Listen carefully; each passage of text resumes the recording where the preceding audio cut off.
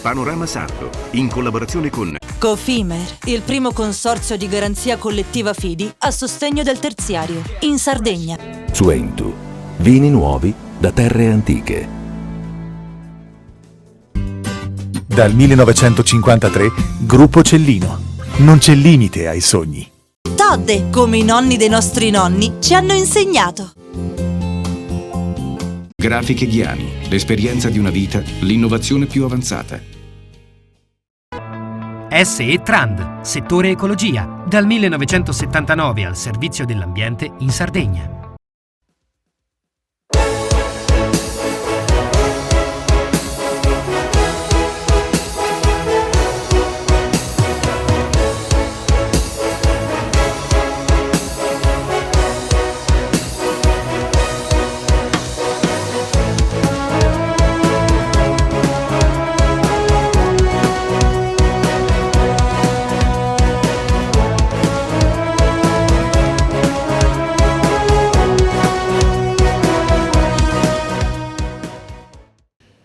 Apriamo questa nuova serie di Panorama Sardo in versione autunnale dopo le 10 puntate di Panorama Sardo speciale estate con il magnifico rettore dell'Università di Cagliari, perché si sta rientrando al lavoro dopo le vacanze, adesso ci saranno gli esami e poi inizieranno le lezioni con direttive di ripresa secondo le regole del passato. L'obiettivo principale è tornare alla normalità con sempre massima attenzione, monitoraggio della situazione, ma come già abbiamo iniziato a fare nel secondo semestre gradualmente, l'università ormai ha ripreso pienamente in presenza tutte le attività. Quali sono i numeri che ci portano verso la nuova stagione? I numeri che ci portano verso la nuova stagione sono un impegno fortissimo dovuto ai risultati del PNRR che chiaramente ci impongono di dover coniugare impegno sulla ricerca e ricadute sulla didattica. Questo significa che c'è molto da lavorare. C'è da formare una generazione di giovani che troveranno, una volta laureati, troveranno un paese molto diverso, perché è indubbio che lo sforzo che si sta facendo a livello nazionale e quello che metterà in gioco il PNRR cambierà il paese. E noi dobbiamo far sì che i nostri giovani, sia che rimarranno in Sardegna, sia che andranno fuori, devono essere pronti. Quindi anche tutta la rivisitazione dell'offerta didattica sarà il nostro impegno forte di questo periodo. E a proposito di Piano Nazionale di Ripresa e Resilienza, bisogna sottolineare che il 2022 segnalato questo rapporto di collaborazione tra gli Atenei di Cagliari e di Sassari, in collaborazione, in partnership con le banche, con il mondo dell'impresa, con le camere di commercio, avete portato i vostri progetti, vi siete classificati ai primissimi posti in Italia. Sì, in particolare questo aspetto del PNRR che riguardava un po' le università, gli ecosistemi dell'innovazione sono stati praticamente uno dei primi meccanismi di cooperazione in tutto il sud Italia, in particolare uno dei primi meccanismi di cooperazione tra i vari atenei. In Sardegna si è lavorato con l'Università degli Studi di Sassari, che è stato chi ha proposto al Ministero il progetto. Il progetto si è classificato molto bene, hanno lavorato ovviamente nostri ricercatori e i ricercatori di Sassari. Il PNRR non è soltanto ecosistema, erano anche partenariati nazionali, l'Università degli Studi di Cagliari è entrata in ben 6 partenariati nazionali, centri di competenza come quello sui trasporti, sulla terapia genica. Abbiamo portato a casa anche dei risultati sulla sanità, sui POS, 2 progetti vinti. Siamo molto contenti, anche preoccupati per quanto lavoro c'è da fare. Noi dei primi segnali abbiamo anche iniziato a dare raddoppiando, più che raddoppiando, l'offerta del dottorato di ricerca. Siamo passati da 60 borse a 130 borse. Stiamo predisponendo una squadra di lavoro anche sulla gestione poi amministrativa di tutta questa progettualità. Possiamo fare la nostra parte. Io confido fortemente che anche la nostra regione possa trarre benefici da questo sforzo che i due atenei comunque stanno facendo, per fortuna in partnership appunto con le banche, con il sistema portuale, con le associazioni, con Confindustria, con tanti attori, con Sogaer. Ci sono veramente tanti attori che stanno lavorando insieme. Nel fine settimana il Rettore è stato ospite della parte finale del progetto Interreg Italia-Francia che riguarda la portualità. Sicuramente c'è stato un impegno dell'università perché sono state messe in gioco tecnologie di controllo per la sicurezza a 360 gradi, 24 ore su 24. Sì, allora è un bellissimo esempio di quanto la ricerca poi possa essere applicata di fatto. In particolare questi progetti sono particolarmente legati perché da ricercatore ci ho iniziato a lavorare, ho partecipato anche al kick-off meeting che c'è stato a Marsiglia all'epoca, e mi fa piacere che il progetto è andato a buon fine. Ho anche visto i prodotti perché ci ha lavorato anche poi il gruppo di ricerca che seguo, ed è anche la dimostrazione che la nostra scuola di colleghi che si occupa in generale di trasporti, nelle varie declinazioni, hanno un credito internazionale e nazionale fortissimo. Perché è un bel esempio di ricaduta della ricerca applicata? Perché parti dall'esigenza, ho un problema che è quello della sicurezza, che è quello di gestire un evento quando accade, quindi come gestirlo, metto a correre quello che di più nuovo c'è in campo di ricerca, sia teorica che tecnologica, quindi proprio ricerca pura, ma anche tecnologica, quindi con le nuove tecnologie, e vengono fuori questi risultati, dei prodotti smart utili che accompagnano la vita quotidiana di chi poi deve gestire le situazioni. 1.615.135 passeggeri in transito nei porti dell'isola dal 1 di giugno al 31 di agosto. Questo è il dettaglio, i dati forniti dalla Regione, ed è andato tutto bene, tutto in regola. Beh, sono i dati forniti dal nostro ufficio statistico che ovviamente li conta uno per uno, tant'è che infatti arriviamo fino all'unità. Sicuramente un impatto molto importante e che ovviamente dà anche il segnale del fatto di qual è l'impegno necessario. Teniamo conto che noi presidiamo tutti i nostri autoporti di competenza e questo significa un importantissimo carico di lavoro, soprattutto nel periodo concentrato nei 3 mesi estivi. È una risposta molto confortante perché ci sta portando ormai definitivamente a recuperare i numeri record che raggiungemmo nel 2019, che fu un anno record rispetto ai 5 anni precedenti.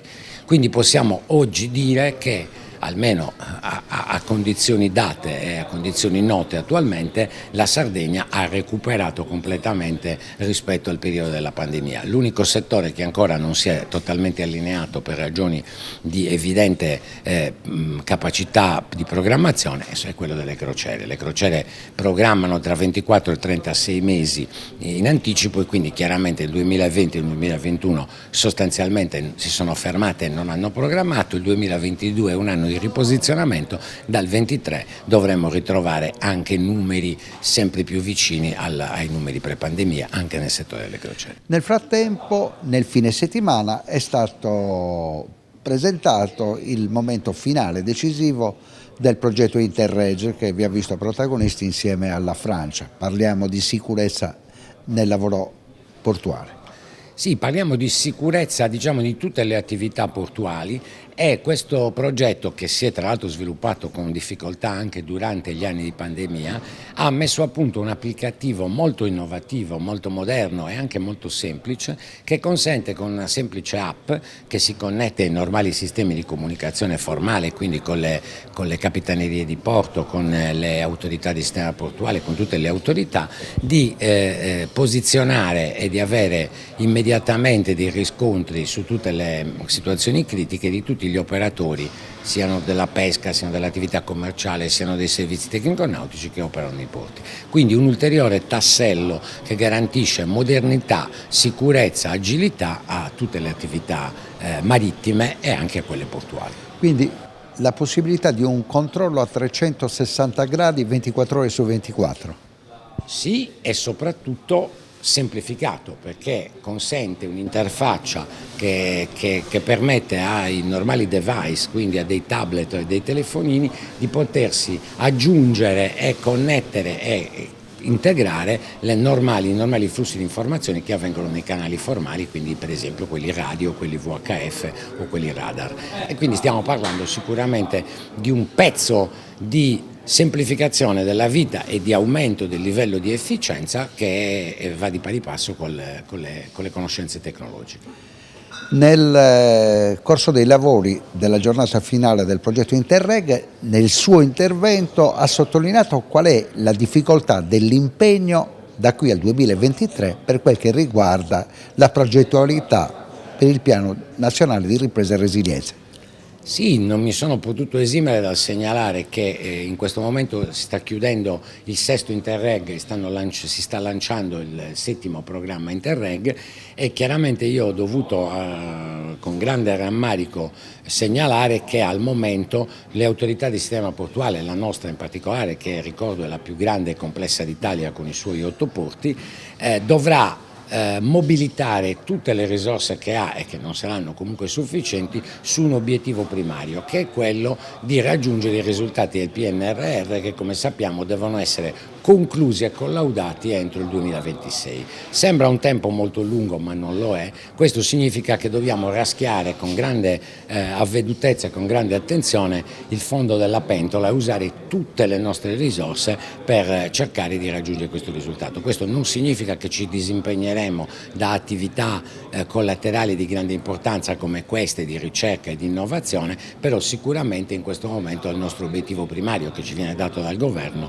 è questo. Ho segnalato anche che in particolar modo siamo molto coinvolti in attività strettamente connesse al settore energetico, e in questo momento, con la guerra in atto e con la transizione energetica in qualche misura necessitata e accelerata da questa emergenza, ovviamente la priorità è assoluta e dobbiamo cercare di raggiungere questi risultati il meglio possibile e nella maniera più veloce possibile. E nel frattempo la Sardegna ha perso il suo assessore ai trasporti. Faccio questa domanda a Massimo Deiana perché ricordo ai nostri telespettatori meno attenti che questa incombenza, questo incarico l'ha già vissuto. Sì, ovviamente non entro nel merito delle notizie, sicuramente tutti gli assessorati, tutti i gangli dell'amministrazione regionale sono importanti. Dal mio punto di vista sicuramente l'assessorato ai trasporti è una delle deleghe più importanti, vitali, centrali, strategiche della Regione Sardegna, e quindi mi auguro ovviamente che questa criticità venga risolta il prima possibile, perché è certamente uno di quei settori che deve rimanere non solo presidiato, ma presidiato molto attentamente e molto efficacemente.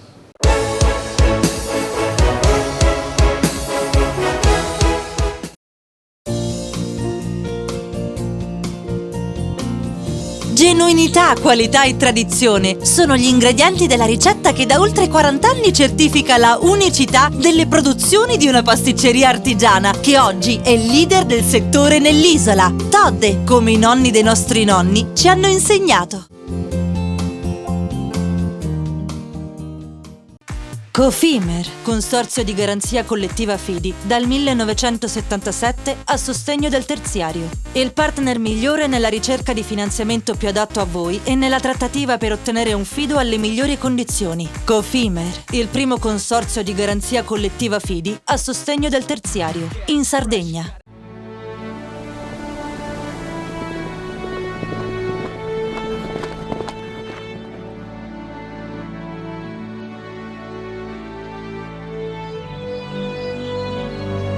Nel cuore della Sardegna esiste un luogo dove natura e bellezza si incontrano. È qui che nascono i vini della cantina Suentu. Suentu, vini nuovi da terre antiche. Fai impresa, la fai bene, meriti credito. Le garanzie diventano importanti. Il fondo di garanzia agevola il tuo accesso al credito. Se una banca ti presta denaro, hai garanzia a prima richiesta. Se ottieni 100, la garanzia copre fino a 80. La maggior parte delle garanzie è gratis. Il dettaglio sul sito spheres.it. Tutto inizia da un amore. Le farine, i mangimi, la pasta, le fette biscottate, la distribuzione e l'ospitalità. Dal 1953, Gruppo Cellino. Non c'è limite ai sogni. Siamo la più grande industria tipografica della Sardegna. Dall'81 stampiamo tutte le tirature, su tutti i supporti e con le tecnologie più avanzate del settore, garantendoti elevatissima qualità e la più totale dedizione e cura. Grafiche Ghiani, l'esperienza di una vita, l'innovazione più avanzata. Setrand, settore ecologia. Forti delle nostre competenze e dei nostri mezzi, realizziamo bonifiche di siti inquinati anche da amianto. La Setrand, azienda leader nel settore ambientale in Sardegna, si rivolge alle pubbliche amministrazioni e alle imprese dell'isola. Dal 1979 al servizio dell'ambiente in Sardegna.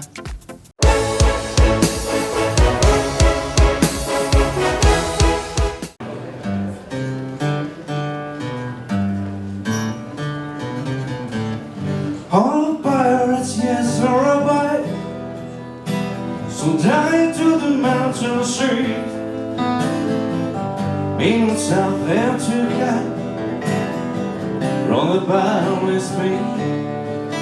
My wants me strong, by the end of the almighty, with 410 generation, triumphantly.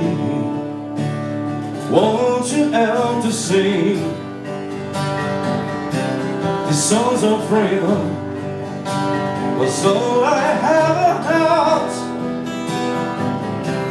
Redemption songs, redemption songs. Emancipate yourself from mental slavery. Remember yourself, you free our minds.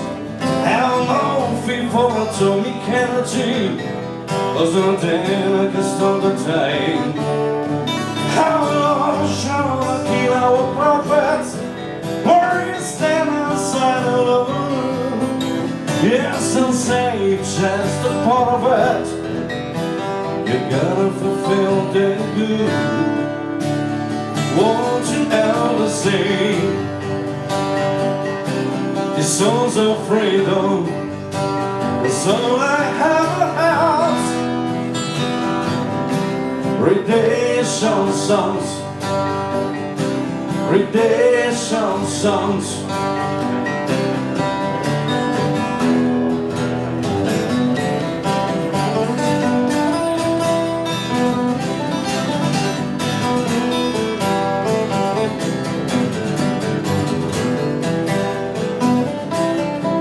Emancipate yourself from mental slavery.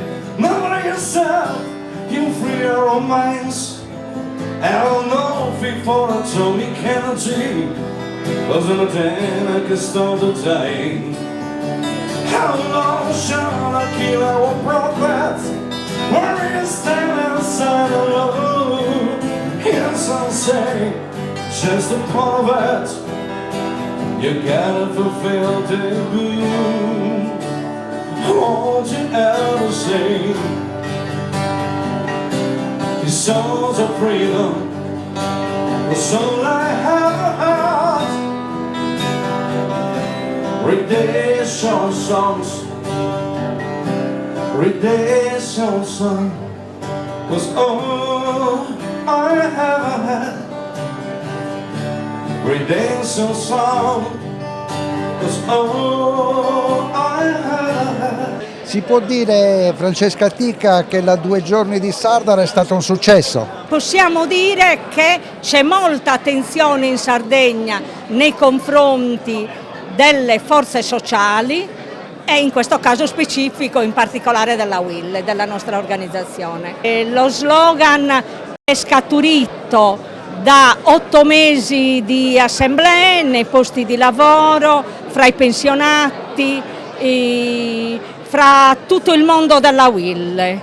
Purtroppo in Sardegna il lavoro non è sostenibile, è insostenibile. Noi siamo per un lavoro sostenibile. Lavoro sostenibile è uscire dal precariato, avere lavoro sicuro e per poter avere lavoro stabile è necessario un progetto di sviluppo coraggioso che metta al centro una regione a statuto speciale come la Sardegna per riscrivere lo statuto sardo e per riscrivere gli accordi fra Stato e Regione. Nel corso del congresso si è parlato anche del costo dell'energia che ha un impatto straordinariamente negativo sul mondo dell'impresa.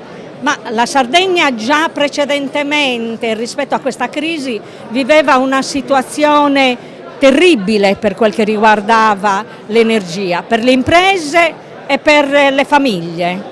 Con la crisi, con la guerra dell'Ucraina, con le posizioni della Russia, il problema è diventato urgentissimo, drammatico. A questo si aggiunge un altro nodo, che è quello del cambiamento climatico e della produzione che in Sardegna avviene in gran parte da 2 centrali a carbone. Allora il carbone si supera, ma per superare il carbone bisogna che la classe politica chiarisca il futuro, che deve essere concreto, immediato, con i tempi degli uomini, con i sardi. E ci potrebbe essere, mi scusi Tica, uno spazio per il nucleare? Io non vorrei parlare di nucleare. La UIL non l'ha neanche preso in considerazione. Noi abbiamo il vento, abbiamo il sole, abbiamo le agroenergie che possono essere utilizzate, abbiamo l'acqua del mare, siamo un'isola. Il futuro è senz'altro nelle energie rinnovabili e la Sardegna molto probabilmente ha necessità di utilizzare meglio le fonti che la natura gli offre a bocca di soluzione. Tra i temi diritti e disuguaglianze colmiamo il vuoto. Beh, senz'altro. Più diritti significa meno disuguaglianze, questo è lo slogan della UIL nazionale. Più diritti nel lavoro, più sicurezza, più stabilità, più diritti nella qualità della vita, più salute garantita per tutti e quindi il grande problema sanitario che la Sardegna sta affrontando. Più di tutti questi, più diritti universali significa meno disuguaglianze, più qualità della vita, più sicurezza per il futuro delle persone. Segretaria Tica, è la sanità uno dei nodi da risolvere in modo assoluto in Sardegna? Mancano i medici, mancano soprattutto i pediatri, mancano nei centri dell'isola. È mancata in questi anni una programmazione seria di orientamento scolastico e di orientamento formativo. Dobbiamo recuperare il tempo perduto, nessuno poteva pensare alla pandemia che abbiamo dovuto affrontare. La Sardegna ha comunque saperi e conoscenze, ha università all'altezza della sfida che dobbiamo affrontare in materia sanitaria. Il problema sono i tempi, dobbiamo rispondere con i tempi degli uomini. Noi come UIL ci siamo per fare la nostra parte. E con Emanuele Ronzoni, il segretario organizzativo a livello nazionale della UIL, parliamo di quello che sarà l'autunno in Italia dopo le elezioni del 25, dopo una crisi economica che sta arrivando in dimensioni inaspettate. Ma noi siamo abbastanza preoccupati, non tanto per quello che sarà l'appuntamento elettorale, perché noi facciamo sindacato e non facciamo politica. Siamo preoccupati perché avevamo chiesto a questo governo alcuni provvedimenti importanti proprio per affrontare questi mesi delicati che ci attendono. Alcune risposte non sono ancora arrivate. Noi abbiamo detto che c'è bisogno di riequilibrare questo Paese, ci sono troppe disuguaglianze e dobbiamo diminuirle queste disuguaglianze. C'è bisogno subito di una riforma fiscale seria che metta in equità tutti quanti. C'è ancora chi paga troppo e chi evade sempre il fisco. C'è bisogno di una riforma del sistema del welfare, che non è soltanto la riforma del sistema pensionistico, ripensare un welfare che sia per tutti, per i giovani, per le donne, per chi ha lavorato e per chi giustamente dopo una vita di contributi può andare in pensione. C'è bisogno quindi di alcuni provvedimenti subito, urgenti, per far ripartire questo Paese. L'autunno potrebbe essere un autunno caldo, anche se la mia può essere una battuta visto che ci tagliano la possibilità energetica, ma potrebbe essere caldo perché ci sono troppe cose ancora non risolte. Noi attendiamo fiduciosamente alcune risposte in questi giorni. Le risorse del PNRR non possiamo disperderle, quelle sono un'occasione che vanno utilizzate subito. I 3.000 che sono arrivati al vostro appuntamento di Sardara confermano che il sindacato è sempre un punto di grande riferimento per il cittadino. Ma il sindacato e soprattutto la UIL in questi anni si è messa sempre a rappresentare gli interessi dei cittadini. Noi vogliamo rappresentarli ancora meglio, vogliamo dare voce a chi voce non ha, vogliamo rappresentare una speranza e una opportunità per tutte quelle lavoratrici, i lavoratori, le donne, i giovani, gli anziani, i pensionati. Ecco, tutti i cittadini debbono avere ancora speranza nel futuro e noi vogliamo, rappresentandoli al meglio, dare questa speranza.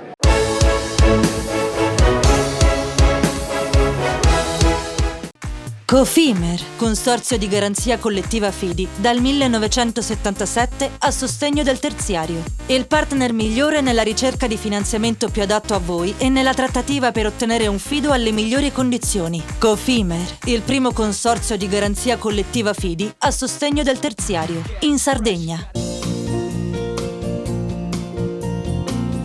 Genuinità, qualità e tradizione sono gli ingredienti della ricetta che da oltre 40 anni certifica la unicità delle produzioni di una pasticceria artigiana che oggi è leader del settore nell'isola. Todde, come i nonni dei nostri nonni ci hanno insegnato.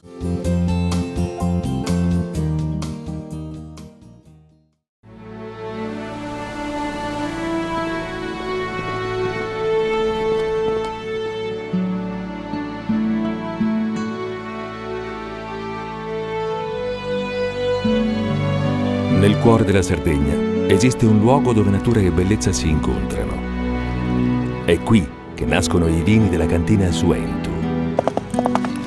Suentu, vini nuovi da terre antiche.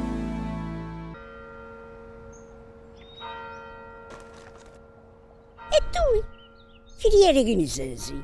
È nata la pasta Ercole.0, l'unica di filiera sarda al 100%, certificata dal grano alla tavola. Scopri il nuovo gusto Cellino nel tuo supermercato di fiducia.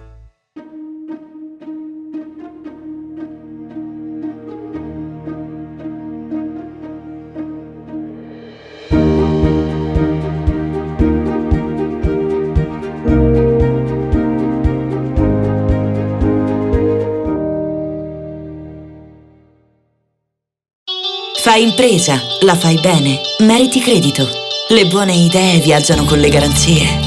Il fondo di garanzia è dalla parte delle imprese sarde che vogliono superare la stretta creditizia. I dettagli sul sito sfirso.it. Setrand, settore ecologia. La Setrand, leader in Sardegna nel settore ambientale, si rivolge alle amministrazioni pubbliche e alle aziende dell'isola. Mettiamo a disposizione la nostra struttura organizzativa fornendo un valido supporto per la gestione dei rifiuti speciali pericolosi e non pericolosi, in linea con la nostra certificazione EMAS. Dal 1979 al servizio dell'ambiente in Sardegna.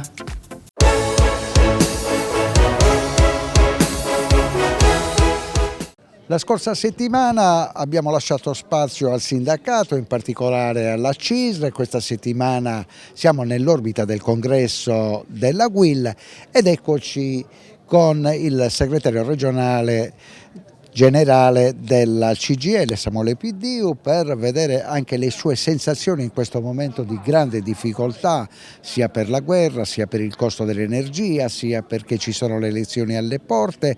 Come state vivendo questo momento? Ma è sicuramente un momento che innanzitutto non può che preoccuparci, non può che preoccupare chi rappresenta le fasce più deboli, ovvero quelle che in questa condizione che a me veniva ricordato di particolare criticità sono quelle che maggiormente pagano il prezzo di questa situazione. Questa è anche la ragione per la quale noi insistiamo con le nostre richieste, con le nostre proposte, che dobbiamo essere capaci di scindere quantomeno in due parti, quelle immediate, quelle emergenziali, per le quali c'è bisogno di dare risposte a chi sta soffrendo questo rincaro a partire dai costi energetici, ma su tutti i costi di beni di prima necessità che ormai rendono quasi insostenibile per la maggior parte delle lavoratrici e lavoratori, per le pensionate e i pensionati questa condizione. E che per questo necessita di risposte immediate. Io ho già detto in altre occasioni che bisogna sgombrare il campo della campagna elettorale da questi temi. Questi temi vanno affrontati subito in maniera emergenziale da chi oggi guida questo governo. Non possiamo aspettare mesi l'insediamento del nuovo governo, mentre invece vorremmo che chi si propone per governare il nostro Paese e soprattutto nel nostro ambito per i nostri candidati regionali venissero avanzate delle proposte prospettiche per il rilancio innanzitutto di tutto il sistema Paese, che sconta oggi una grande difficoltà, e in particolare noi diciamo per il rilancio della nostra regione. Proposte che devono tener conto delle tante risorse a disposizione. Il PNRR dispone di una quantità senza precedenti di risorse da spendere celermente, col rischio altrimenti di vederle vanificate, così come il Just Transition Fund, che è vero è limitato ad una zona del nostro territorio regionale ma che necessita di proposte immediate, e così la programmazione sui fondi comunitari. È vero che siamo tornati fra le regioni in ritardo di sviluppo, quindi l'ex obiettivo 1, e questo è un elemento preoccupante, ma allo stesso tempo è un elemento di opportunità perché propone risorse aggiuntive.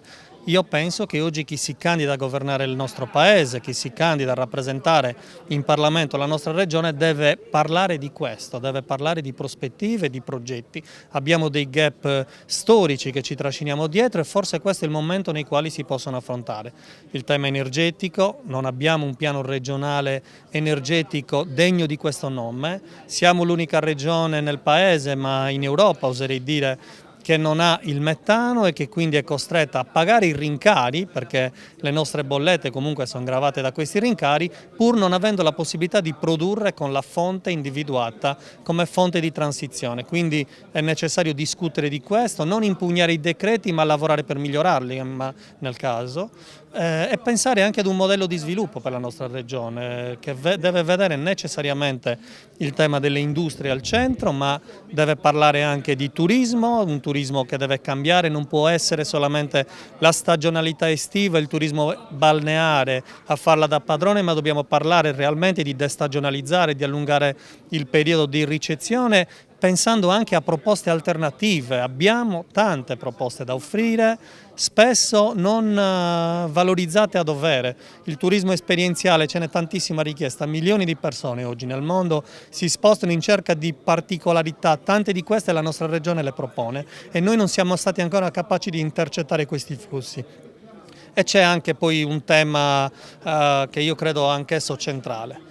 Abbiamo ottenuto recentemente il reintegro del tema dell'insularità, l'articolo 119 della Costituzione riscritto. Questo deve portare immediatamente ad un nuovo rapporto Stato-Regione, alla definizione di misure, di risorse a disposizione per superare i gap che anche strutturalmente la nostra Regione in quanto isola soffre. E io aggiungo un altro elemento che forse è ancora latita nella discussione nell'agone politico. Un patto con lo Stato per rivendicare con l'Europa la nostra condizione di insularità. Il trattato fondamentale, l'articolo 349, prevede le regioni ultraperiferiche. Io credo che la Sardegna possa richiedere il riconoscimento di questa condizione. Oggi viene riconosciuto a 9 regioni nel sistema europeo. Credo che per le sue specificità e le sue caratteristiche anche la Sardegna possa condurre una battaglia verso l'Europa. In questo il governo nazionale deve essere il nostro alleato per vedere il riconoscimento di questa condizione. Rimaniamo su questo tema, l'Europa, la Sardegna, e parliamo di continuità territoriale. Quando è stata varata la nuova continuità territoriale voi avevate molte perplessità, che poi sono state confermate dal flop soprattutto del mese di agosto con meno 40% di voli in continuità territoriale. È chiaro che un sistema che non vede affrontare realmente i problemi principali della mobilità da e per la Sardegna non può che determinare poi un flop, lasciato nelle mani dei vettori, lasciato nelle mani degli operatori senza una governance che definisca puntualmente delle regole imprescindibili per garantire ai sardi la possibilità di muoversi, la possibilità di spostarsi dalla propria regione, non può che essere un sistema che determina un flop, e questo i dati lo stanno dimostrando. Noi lo avevamo detto in tempi non sospetti, lo ribadiamo oggi. Ci troviamo oggi in una condizione atipica, se vogliamo, in una condizione di proroga della condizione legata ai 2 vettori che si sono aggiudicati senza oneri aggiuntivi la continuità. Non può essere questa la soluzione. Il tempo che intercorre da qui alla scadenza, la prossima primavera ormai, di questa aggiudicazione temporanea deve essere utilizzato per ragionare al meglio di quale sistema di continuità per la nostra regione deve essere adottato. Uno dei temi che ci viene sempre contestato dell'Europa quando proviamo a ragionare diversamente il tema degli aiuti di Stato. Ecco, dicevo prima l'ultraperifericità. Il tema degli aiuti di Stato vedrebbe anche in questo delle risposte, quindi anche la continuità territoriale io credo sia strettamente legato ad una soluzione di questo genere.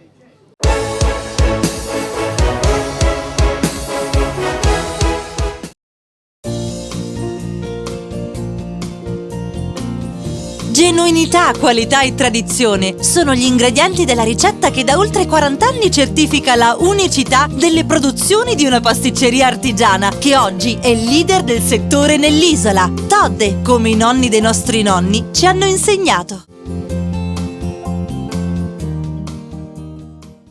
Cofimer, consorzio di garanzia collettiva Fidi, dal 1977 a sostegno del terziario. Il partner migliore nella ricerca di finanziamento più adatto a voi e nella trattativa per ottenere un fido alle migliori condizioni. Cofimer, il primo consorzio di garanzia collettiva Fidi a sostegno del terziario, in Sardegna. Siamo la più grande industria tipografica della Sardegna. Dall'81 stampiamo tutte le tirature, su tutti i supporti e con le tecnologie più avanzate del settore, garantendoti elevatissima qualità e la più totale dedizione e cura. Grafiche Ghiani, l'esperienza di una vita, l'innovazione più avanzata.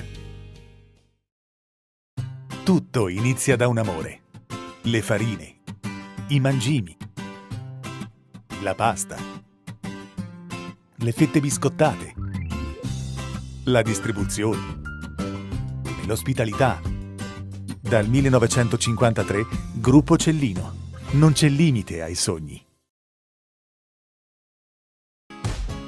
Fai impresa, la fai bene, meriti credito. Non c'è solo il credito bancario. Con i mini bond e le cambiali finanziarie coperti dal fondo di garanzia, i tuoi progetti trovano nuovi investitori che credono in te. Contatta Spheres.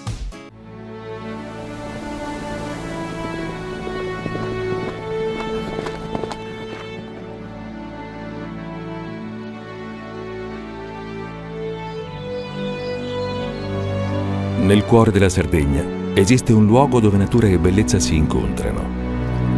È qui che nascono i vini della cantina Suentu.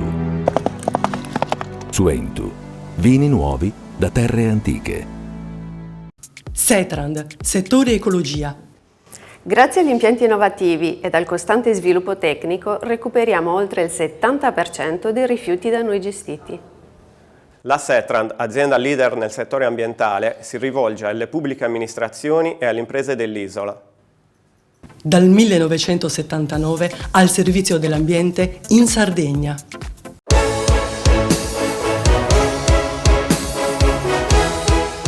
Con Amalia Lai ci siamo lasciati in luglio in occasione della settimana di Maker Faire Sardinia, dove si parlava di artigianato della nuova generazione.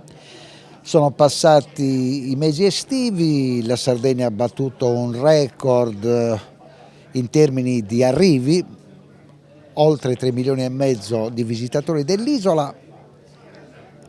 L'artigianato ha saputo approfittarne? Assolutamente sì. Noi proprio come associazione siamo praticamente stati i terzi in Italia per crescita, cosa che non si era forse mai visto, non mi era mai successo di andare a un congresso della mia associazione e ritrovarmi ai primi posti per crescita. Ciò significa che l'artigianato durante il periodo della pandemia non si è perso d'animo, ha proseguito a lavorare e ha cercato in qualche modo di saltare il fosso. È cambiato il mondo, l'artigianato si sta modificando, Maker Faire è una di quelle mostre, di quelle fiere che ci fanno vedere come l'artigianato si reinventa tutte le volte, così come la piccola e media impresa, la stessa cosa ha dovuto fare. La Sardegna, come l'Italia, non è certamente una regione e una nazione di grandi industrie.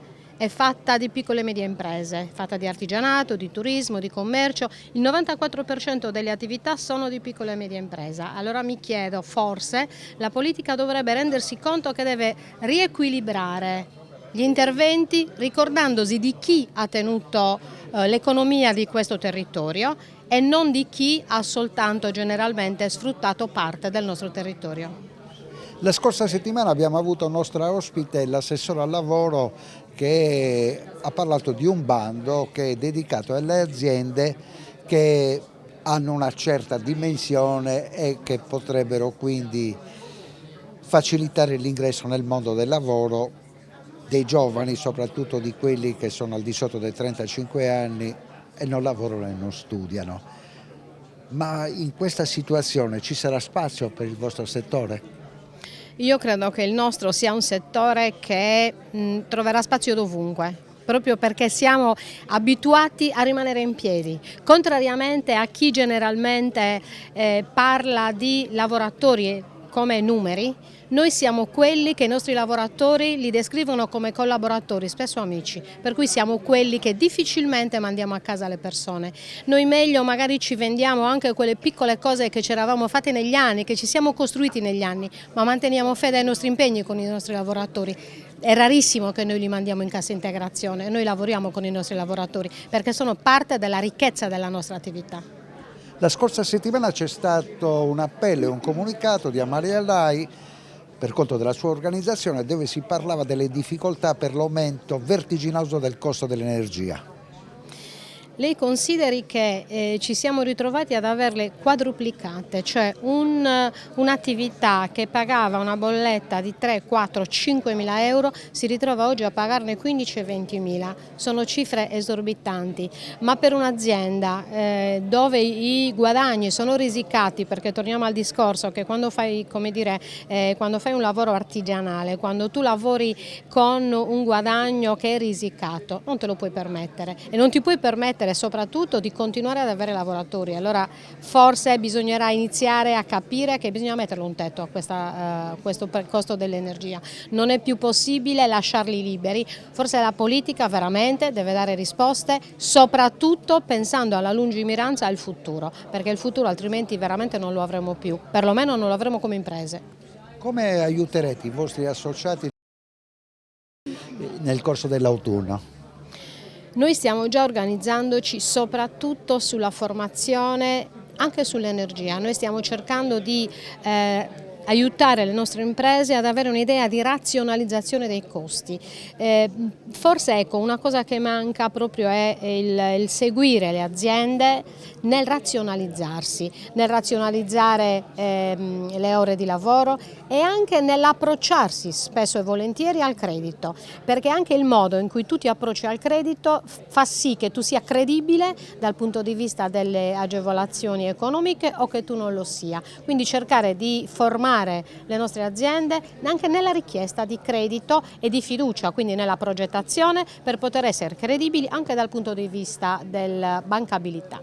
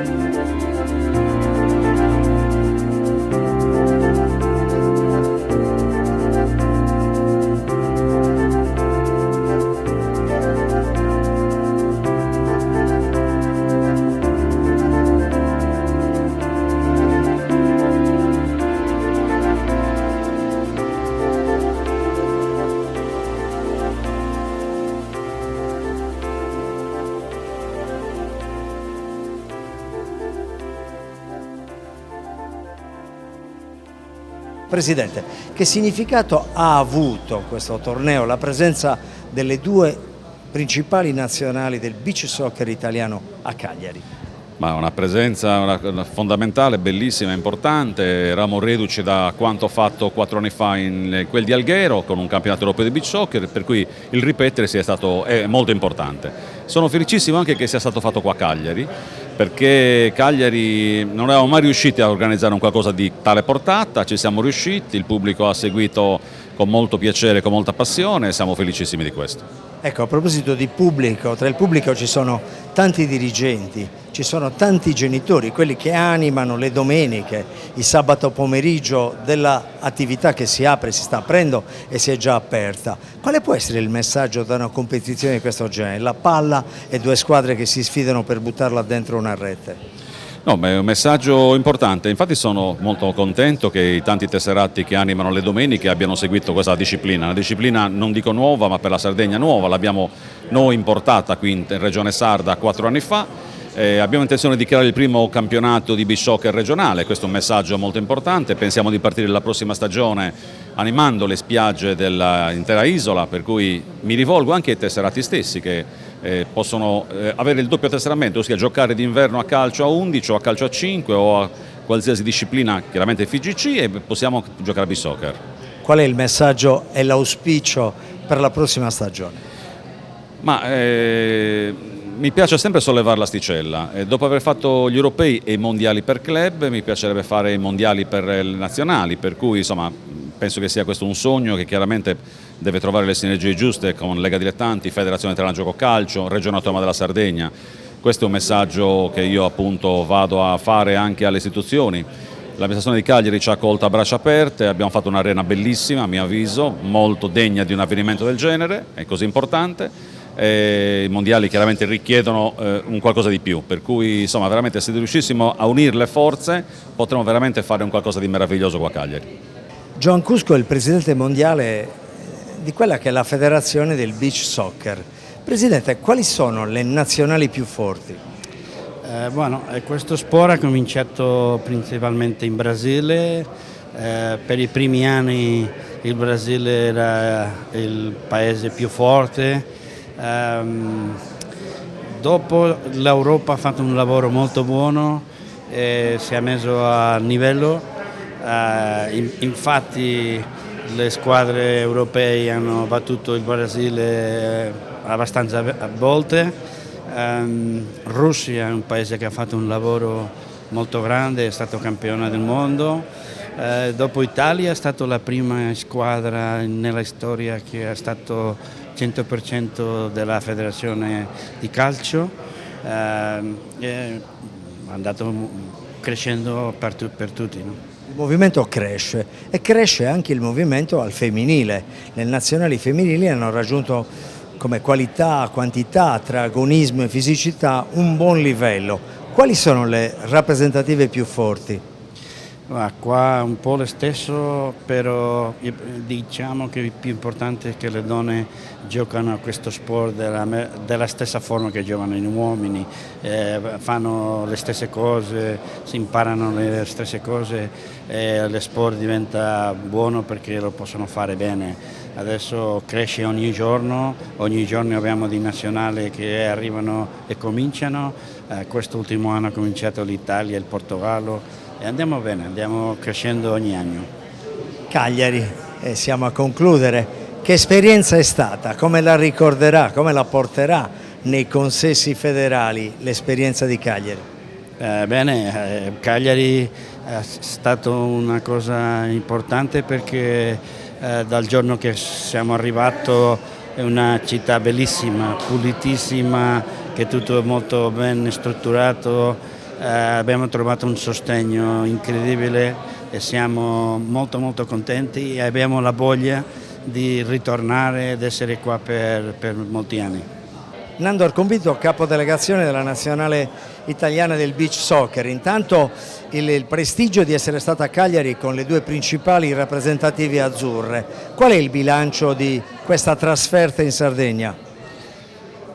Diciamo che la Sardegna è la seconda volta che ospita la nazionale di beach soccer e ad Alghero gli anni passati e Cagliari sicuramente è una regione dove si può sviluppare ancora di più lo sport, il turismo sportivo, il turismo sostenibile, perché il beach soccer va totalmente a braccetto con appunto con il turismo e la sostenibilità. Devo dire anche, hai parlato di femminile, io non trascurerei anche tutti gli impegni che grazie al Presidente Gravina la Federazione sta realizzando, i corsi per allenatori di beach soccer, la partenza dei campionati con il settore giovanile scolastico under 15 e under 18. Devo dire che molte società di calcio a 11 che hanno partecipato appunto ai campionati nazionali, il primo campionato nazionale, hanno a fine evento, a fine campionato, hanno dato una grande risposta all'aspetto tecnico e di fair play che c'è stato in questo campionato. Qual è stato e quale tra l'altro si spalmerà in futuro è il tipo di messaggio, il tipo di sensazione che si dà al mondo sportivo isolano e non solo, visto che le gare sono andate su Rai Sport e su Rai Play? Ma non solo su Rai Sport e su Rai Play, credo che hanno avuto una grande valenza internazionale di comunicazione. Io credo che il beach soccer, come ti dicevo prima, è uno sport veloce, di grande immagine e bello da vedere, per cui nei mezzi di comunicazione è molto forte e molto vendibile come prodotto.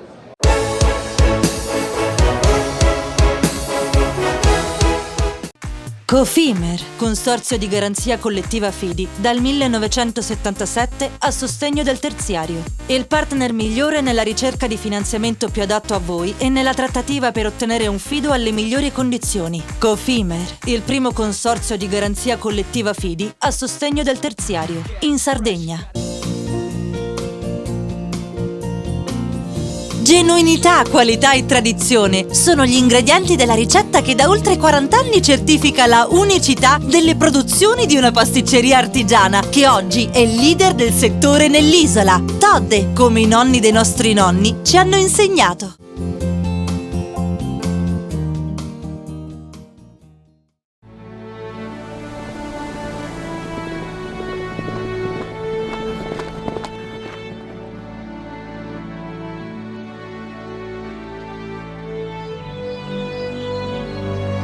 Nel cuore della Sardegna esiste un luogo dove natura e bellezza si incontrano. È qui che nascono i vini della cantina Suentu. Suentu, vini nuovi da terre antiche.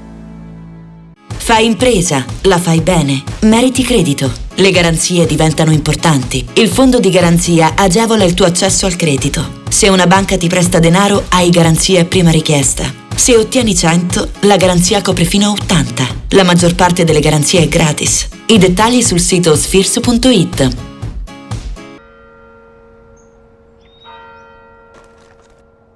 E tu?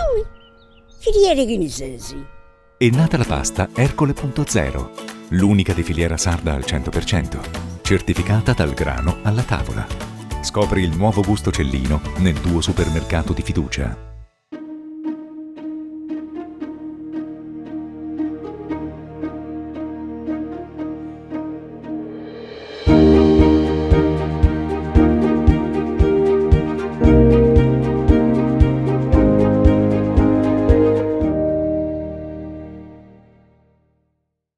Setrand, settore ecologia. Siamo in grado di attivare il servizio di pronto intervento ecologico in caso di emergenza e con potenziale contaminazione delle matrici ambientali. La Setrand, azienda leader nel settore ambientale in Sardegna, si rivolge alle pubbliche amministrazioni e alle imprese dell'isola. Dal 1979 al servizio dell'ambiente in Sardegna.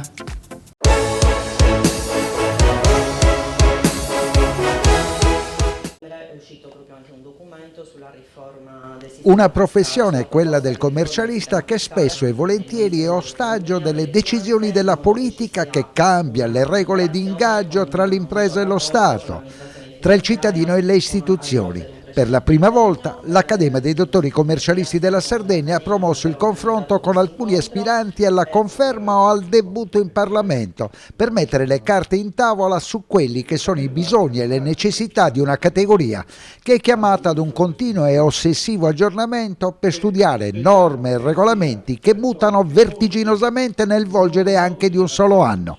Di tutto questo questa volta è stato meglio parlarne prima dell'appuntamento elettorale del 25 settembre. Franco Fornesu, presidente dell'Accademia dei dottori commercialisti, come nasce l'idea di questo confronto con 7 candidati per le prossime elezioni politiche del 25 settembre? Ma è successo che noi dell'Accademia ci siamo resi conto che in Sardegna non è mai avvenuto questo scambio con i nostri rappresentanti al Parlamento e abbiamo ritenuto che era sicuramente un'occasione persa. Allora, siccome riteniamo che lo scopo dell'Accademia e di tutta la categoria dei commercialisti sia quella di comunicare con tutti chi siamo, cosa facciamo, come lo facciamo. E allora ci sembrava corretto, opportuno, direi doveroso, comunicare innanzitutto la nostra professione ai rappresentanti presso il Parlamento, con i quali appunto in Sardegna, devo dire, non c'era mai stato questo tipo di rapporto. Spero, essendo questa la prima volta, che questa sia l'inizio, perché deve esserci un rapporto proficuo, continuo, importante con i nostri rappresentanti politici. Politici che vi mettono spesso in difficoltà perché dovete studiare giorno per giorno perché le regole cambiano. Certamente ci mettono in difficoltà. Ho la netta sensazione però che il più delle volte questi aspetti sfuggono, in quanto spesso noi risolviamo i problemi con grande spirito di sacrificio. In studio non abbiamo, come dire, la propensione a lamentarci tanto, tuttavia notiamo che il rapporto fisco-contribuente-professionista è sempre più complicato, il rapporto tra la pubblica amministrazione e il cittadino è sempre più complicato e complesso. E allora mi rendo conto che bisogna che questi temi li mettiamo sul tavolo in maniera continua, direi costanti, proprio perché dobbiamo capirci, perché ritengo che nella discussione, nell'approfondimento ci guadagniamo tutti, noi professionisti, i cittadini e anche le istituzioni. Ed eccoci con Adalai, che abbiamo incontrato più volte in giro per la Sardegna. Lo chiamano presenzialismo, ma in questi momenti è fondamentale. Certo, la campagna elettorale, io sono al plurinominale e quindi sono per tutta la Sardegna, ed è giusto in questo momento storico oltretutto ascoltare tutti i territori della Sardegna. Io lo faccio sempre perché sono responsabile regionale di Azzurro Donna Forza Italia e quindi viaggio nei territori, però è meglio in questo momento oltretutto sentire la viva voce della gente che ha speranze, tante speranze, e devo dirvi la verità, effettivamente il programma del centrodestra, speriamo che il centrodestra ce la faccia davvero bene, perché potrebbe veramente dare speranza alla nostra isola con tante agevolazioni, dalla semplificazione amministrativa alla defiscalizzazione, all'aumento dei servizi. Con l'insularità che è approvata da poco in Parlamento possiamo fare davvero tante cose e risollevare un po' l'economia di questa terra tanto bella e tanto martoriata. Provocazione del cronista. Dall'altra parte Letta è salito sul palco in Piazza del Carmine, ha presentato tutti i candidati, è stato molto affettuoso con loro, li ha fatti parlare. Questo non sta avvenendo per il centrodestra. Per il centrodestra abbiamo già fatto tante convention in cui sono stati presentati i candidati, si faranno ancora. È appena iniziata la campagna elettorale, 20 giorni di campagna elettorale. Devo dirvi la verità, noi abbiamo anche una modalità diversa a volte di fare campagna, però, a parte le convention già fatte, io sono stata presentata già 3 volte. Sì, ma dai leader. Dai leader, certo, dai leader, dai grandi leader. Beh, ancora i nostri non sono ancora venuti, qualcuno dovrà venire ancora, voglio dire. Quindi... Berlusconi non credo perché ha una certa età, però qualche leader verrà sicuramente, e a questo punto credo che noi saremo presentati. Vi posso dire che per me non è tanto la presentazione, la passerella in una piazza che mi fa, che mi dà lo stimolo per andare avanti, ma è davvero la gente che ci dice aiutateci. Da lei eccoci con Andrea Frailis per farci raccontare come va questa nuova avventura elettorale, è la seconda.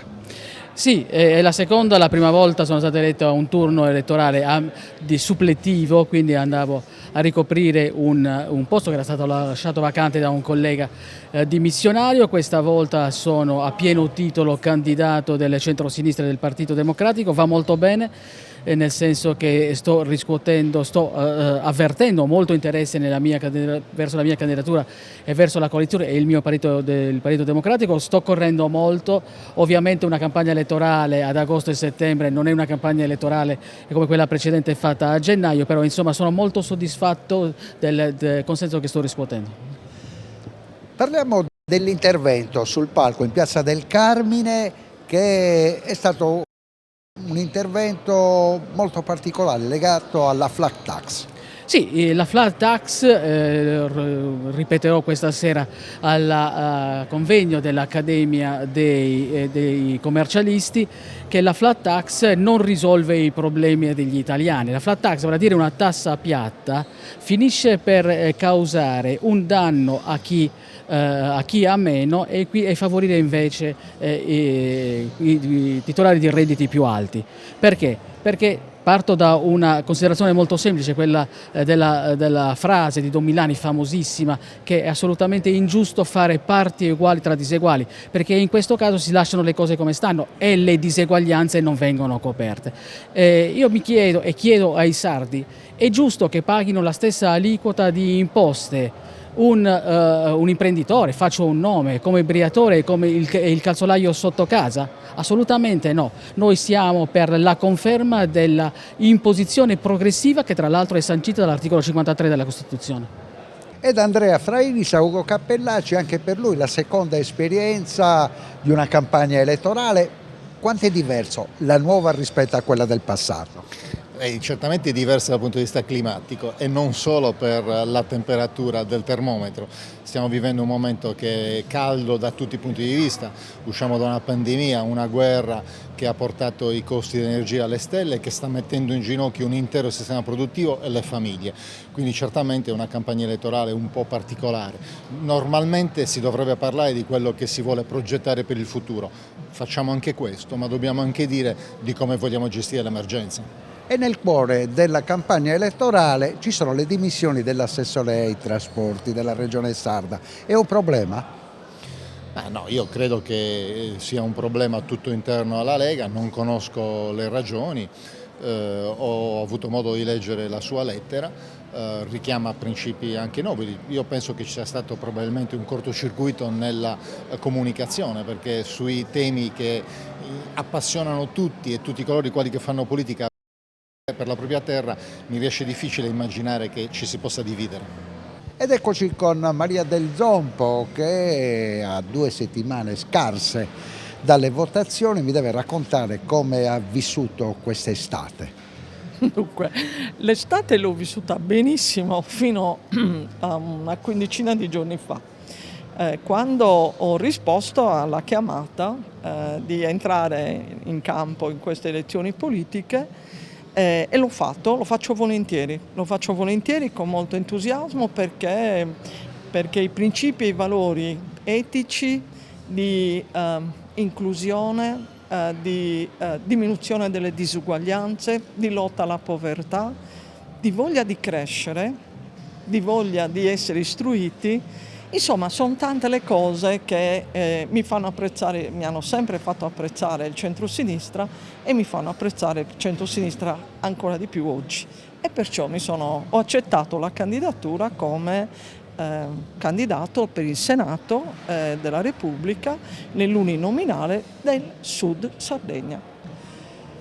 Tanti incontri, tante interviste, un'esperienza assolutamente nuova. Sì, molto bella devo dirti, per l'incontro con le persone, l'incontro con la gente, il fatto di ascoltarli, sono problemi che conosco, non sono certamente, però sentirli dalla voce delle persone, capire qual è l'importanza delle decisioni che un Parlamento deve prendere, si deve assumere la responsabilità di prendere decisioni che vanno a risolvere i problemi quotidiani della gente, però per fare questo abbiamo bisogno di un Parlamento forte, di un Parlamento dove ci sia una forza di un partito come il PD e come i partiti di centrosinistra che hanno come base quei valori di cui ho parlato prima, perché quello che sta succedendo in Italia è che la forbice tra i più ricchi e i più poveri si sta ampliando in maniera incredibile, colpa della pandemia, colpa dell'invasione della Russia dell'Ucraina,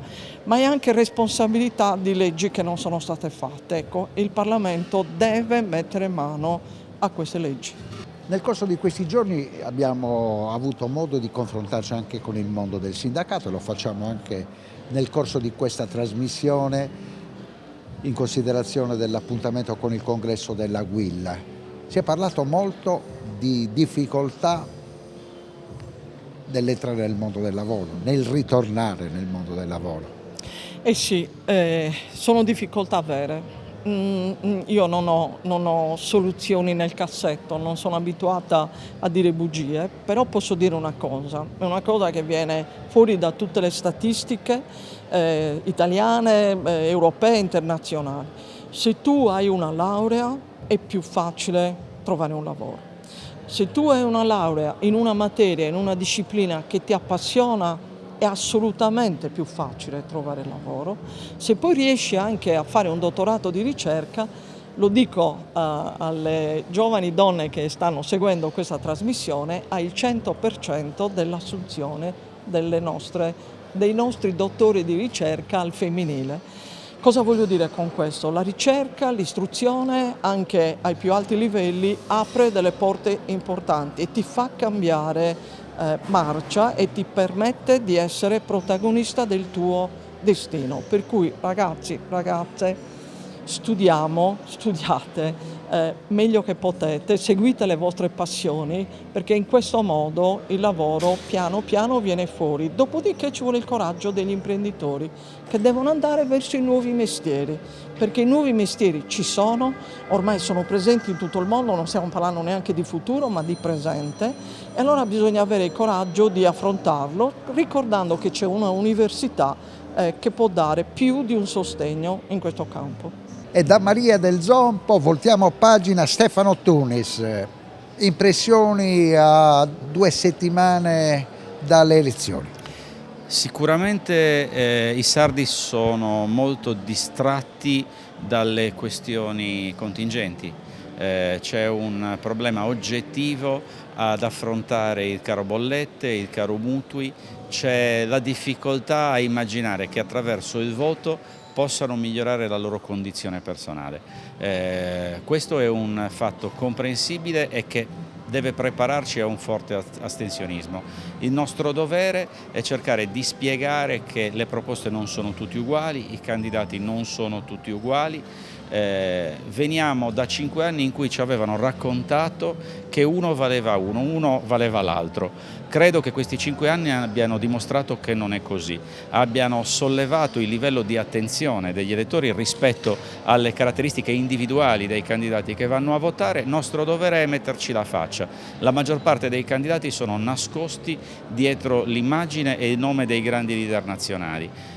Noi moderati stiamo facendo un'altra cosa, siamo come una grande lista civica nazionale che si basa sulle caratteristiche, sulla conoscenza che si ha dei propri candidati sul territorio e sulla fiducia che i cittadini dovessero riporre sulle persone che sono candidate sul territorio. Noi siamo una proposta politica diversa, siamo moderati nel nome e nei toni, ma siamo rivoluzionari nelle soluzioni. Quindi puntiamo su questo, a rivoluzionare l'offerta politica attraverso la faccia del candidato.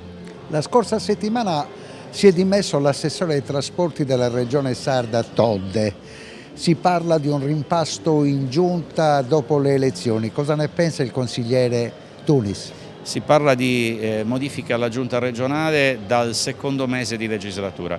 Io credo che questo non interessi francamente ai sardi, come non interessa a molti consiglieri regionali come me. Ciò che importa è usare il tempo che rimane da qui alla fine della legislatura per generare dei risultati per i cittadini.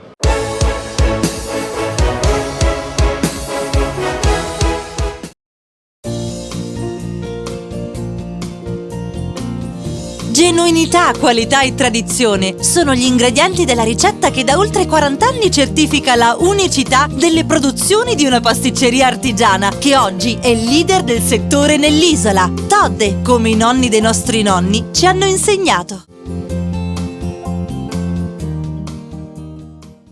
Cofimer, consorzio di garanzia collettiva Fidi, dal 1977 a sostegno del terziario. Il partner migliore nella ricerca di finanziamento più adatto a voi e nella trattativa per ottenere un fido alle migliori condizioni. Cofimer, il primo consorzio di garanzia collettiva Fidi a sostegno del terziario, in Sardegna.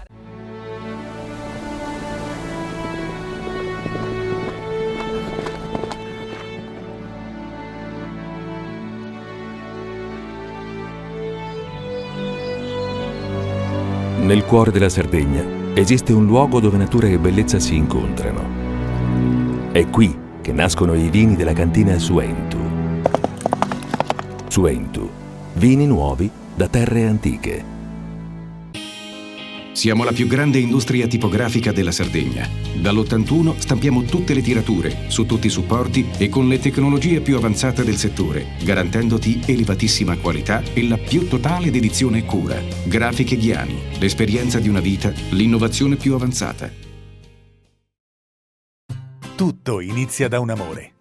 Le farine, i mangimi, la pasta, le fette biscottate, la distribuzione e l'ospitalità.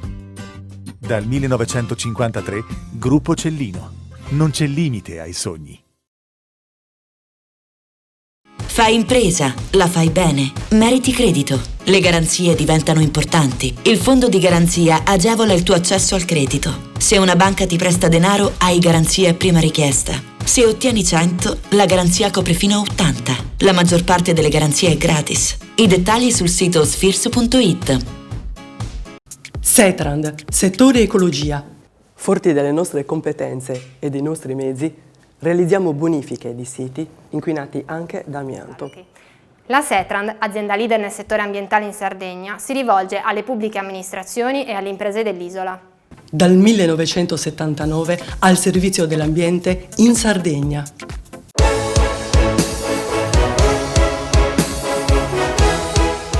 E siamo in chiusura di questa puntata e il nostro tema riguarda il rientro a scuola dopo l'estate, Un rientro abbastanza particolare perché non ci saranno più le mascherine e questo è un evento, non ci sarà più la DAD.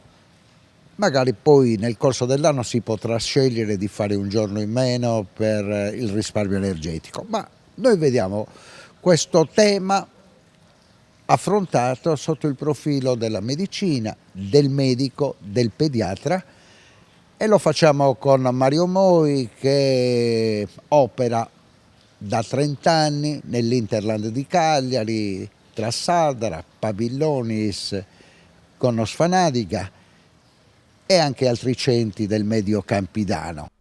40.000 chilometri l'anno, 1.200 pazienti. Cosa cambierà da domani in poi?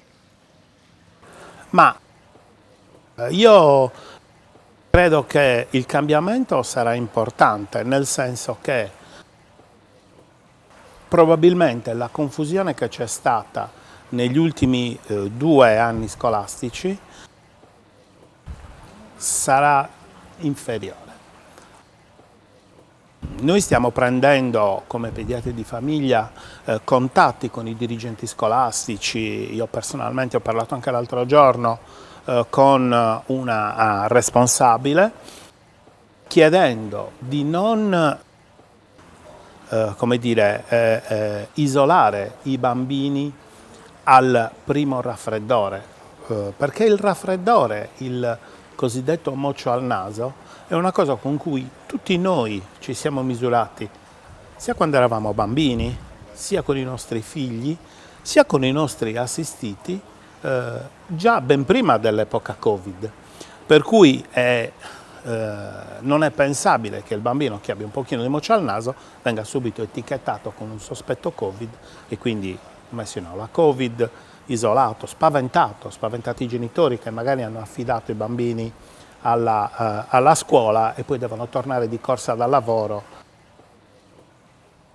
e magari come me lavorano a 50, 60, 70 km da casa.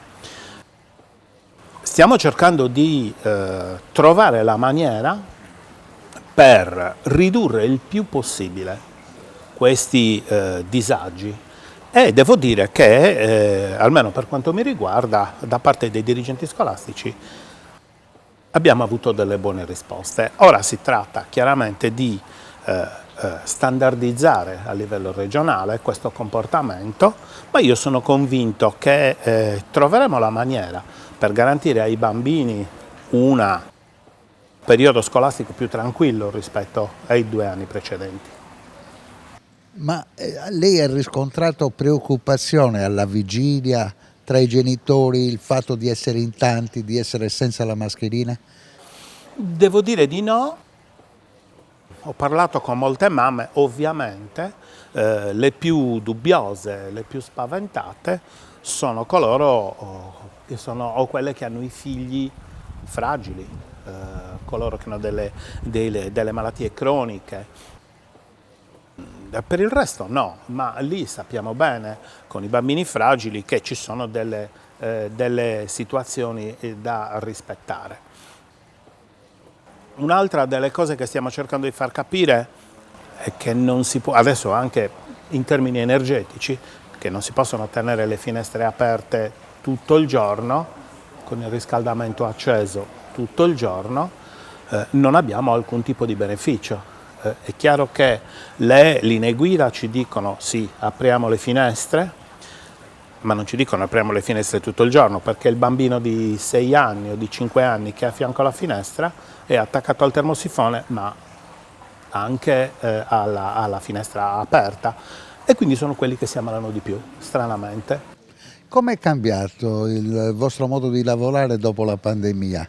Nel senso, io ho scoperto che la maggior parte dei colleghi lavora solo su appuntamento. Sì, credo che questa sia la soluzione ideale.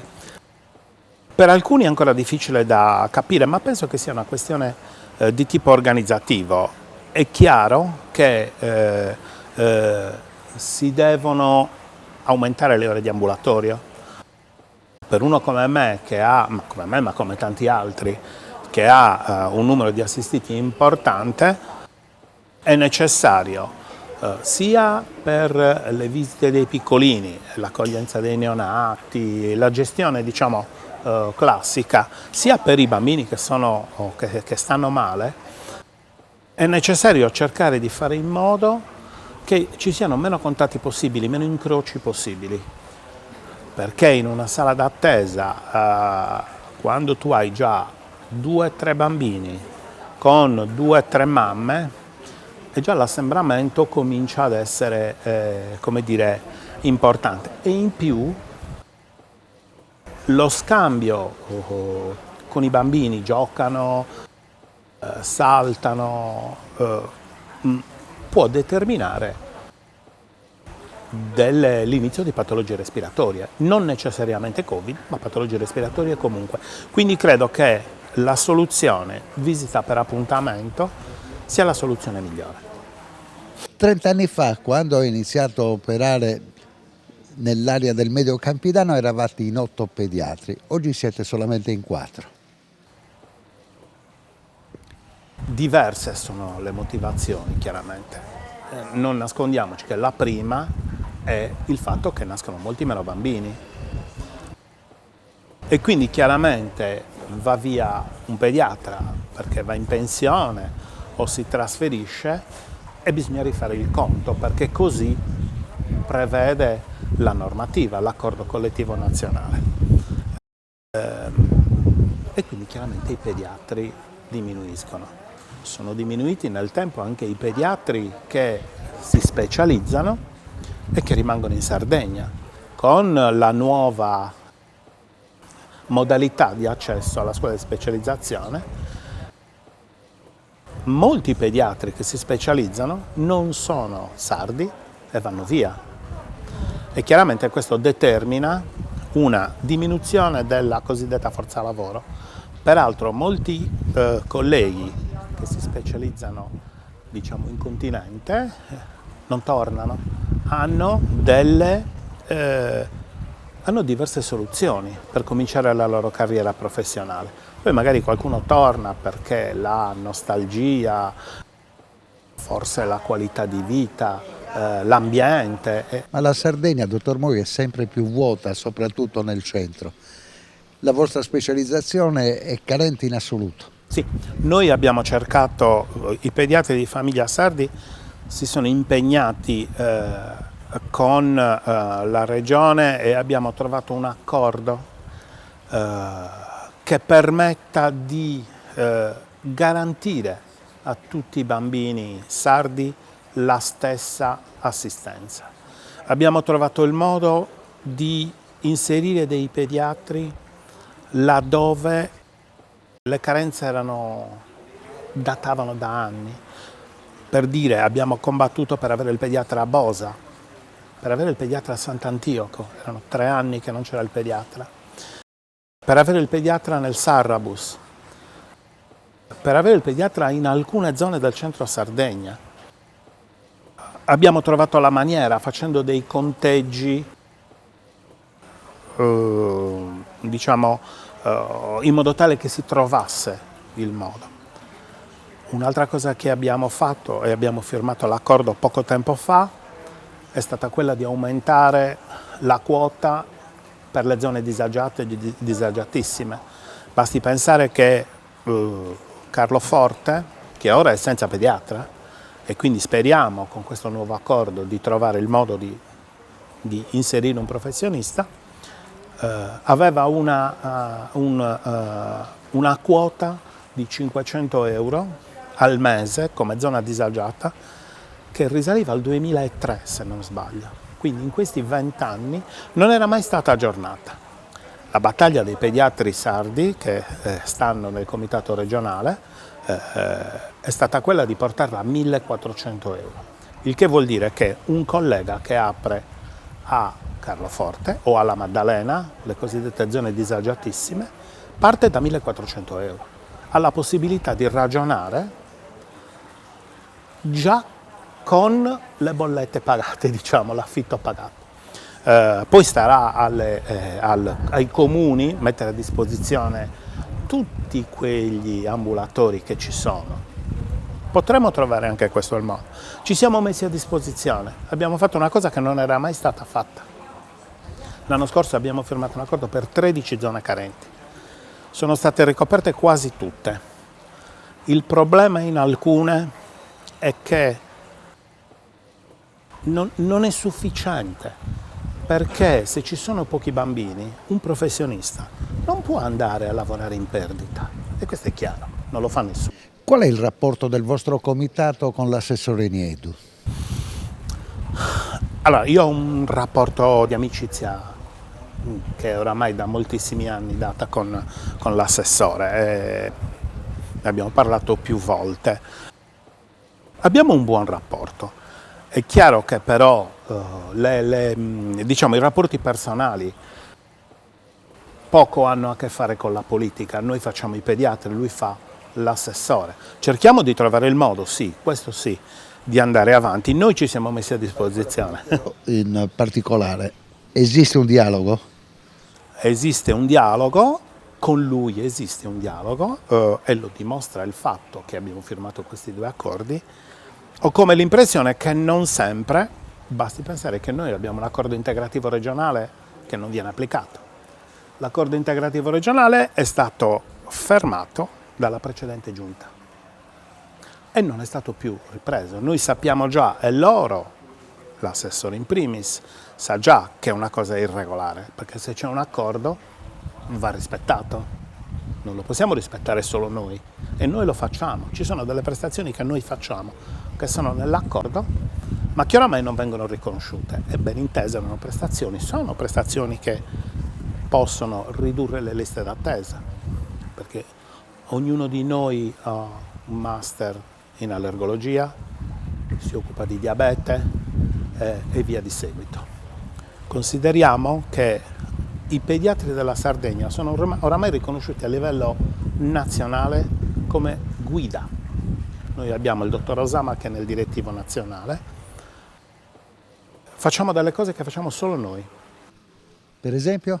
Il bilancio di salute elettronico, digitale. Noi stiamo cercando di applicare un bilancio di salute che cerca di indagare le abitudini digitali dei nostri bambini. Ore di esposizione al telefono cellulare, all'iPad, al computer, alla televisione. E si notano, stiamo cominciando a fare qualcosa, tra poco avremo dei numeri incredibili ed è una cosa che facciamo solo noi. Il laboratorio delle malattie rare, per il momento siamo i primi. La collaborazione con la diabetologia pediatrica, sappiamo che la Sardegna è in testa alle classifiche mondiali, diciamo così, per il diabete. Beh, noi stiamo lavorando sulle reti della diabetologia pediatrica, abbiamo già un ottimo rapporto con Carlo Rippoli, che è il responsabile della diabetologia dell'azienda del microcitemico, e lavoriamo molto spesso con Carlo su queste cose, col dottor Rippoli. Per cui ecco, ci viene riconosciuto dai colleghi del direttivo nazionale questa capacità, un po' meno, devo dire, dai nostri diretti interlocutori. Siamo in chiusura di trasmissione, stanno per partire i titoli finali e ancora una raccomandazione per i genitori che da domani vedranno i loro bambini ritornare a scuola. Beh, stiamo attenti, non minimizziamo e poi soprattutto le vaccinazioni. Un'altra cosa che per questioni di tempo non abbiamo potuto affrontare è la vaccinazione antinfluenzale. Noi sappiamo che quest'anno ci sarà una stagione influenzale difficile, i dati lo dimostrano, i dati dell'Australia, i dati della Nuova Zelanda dimostrano che la stagione influenzale sarà durissima. Vacciniamo i nostri bambini per l'influenza. Sono già disponibili questi vaccini? I vaccini sono già disponibili, ma noi non abbiamo un accordo con la regione, nel senso che ancora non ci hanno convocati. Noi siamo a disposizione, l'abbiamo già detto, io stesso, che faccio parte del comitato regionale, a giugno ho chiesto di cominciare a parlarne. L'anno scorso abbiamo cominciato la stagione antinfluenzale il 1° dicembre. Non va bene, la stagione antinfluenzale si deve cominciare presto. e noi dobbiamo avere in mano i vaccini e dobbiamo spiegare ai genitori quello che possiamo fare. Abbiamo anche qui, siamo stati presi come esempio perché abbiamo triplicato il numero di bambini vaccinati. Dobbiamo continuare così, vaccinazioni, prudenza, soprattutto prudenza. E poi portiamo i bambini a fare sport.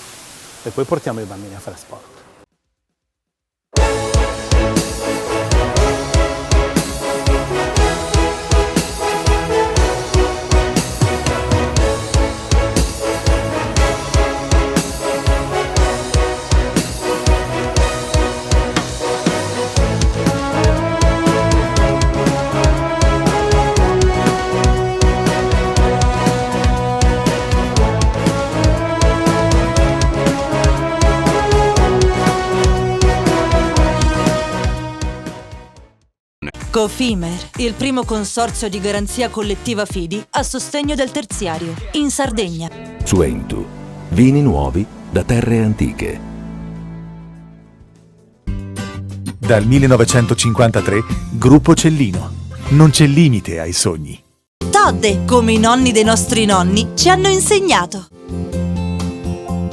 Grafiche Ghiani, l'esperienza di una vita, l'innovazione più avanzata. SE Trand, settore ecologia, dal 1979 al servizio dell'ambiente in Sardegna.